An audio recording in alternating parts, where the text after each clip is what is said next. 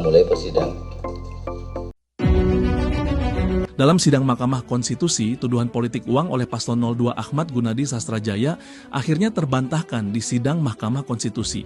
Bawaslu Kalimantan Tengah angkat bicara soal hasil pengawasan saat PSU. Pidana politik terkait dengan dugaan politik uang yang melibatkan calon. Ya. Nah, kemudian terkait dengan hasil penanganan kami, yang mulia, politik uang yang dilaporkan paslon ini disimpulkan tidak terbukti adanya pelanggaran pemilihan, terutama yang berkaitan dengan politik uang. Pernyataan itu disampaikan dalam sidang perkara nomor 313 di Mahkamah Konstitusi usai Paslon 01 menggugat hasil pemilu sementara umum yang digelar pasca putusan Mahkamah Konstitusi sebelumnya. Bawaslu menyatakan laporan dugaan money politik senilai 16 juta rupiah per pemilih tidak didukung bukti kuat, kesaksian tak langsung, dan daftar nama pemilih tidak cukup menunjukkan keterlibatan paslon. Bahkan dugaan pelanggaran TSM juga dinyatakan tak bisa dilanjutkan karena tidak memenuhi unsur 50% kecamatan serta tak dilakukan secara kolektif oleh aparatur negara.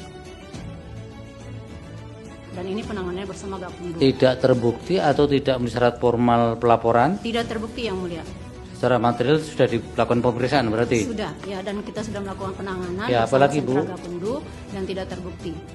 Kemudian untuk TSM, yang mulia, terkait TSM kita juga sudah melakukan kajian. Nah, hasil kajian Bawaslu Provinsi Kalimantan Tengah yang pertama, bahwa laporan tidak dapat ditindaklanjuti sebagai pelanggaran TSM mengingat ketentuan pasal 4 ayat 2 Perbawaslu 9 tahun 2020 tentang penanganan TSM yang mensyaratkan pelanggaran TSM harus dilakukan oleh aparatur struktur baik pemerintah maupun penyelenggara secara kolektif atau bersama-sama. Ya, artinya tidak ada bukti tentang itu. Tidak ada. Kemudian yang kebenarannya. kedua, betul. Putusan akhir dari MK memang belum keluar, tapi sejauh ini tuduhan politik uang terhadap Paslon 02 dinyatakan tidak terbukti oleh Bawaslu. Lalu gimana menurut kalian? Apakah Paslon 1 terlalu mengada-ada atau memang belum siap menerima kekalahan? Tulis pendapatmu di kolom komentar dan follow untuk update sidang berikutnya.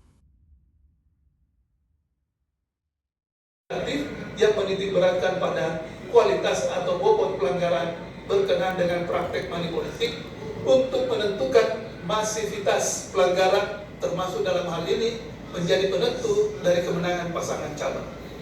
Basis argumentasi rasional yang menguatkan penggunaan pendekatan kualitatif ini adalah dengan semakin besar bobot pelanggaran money politik yang dilakukan, maka akan semakin memengaruhi kebebasan perilaku pemilih dalam menentukan pilihannya.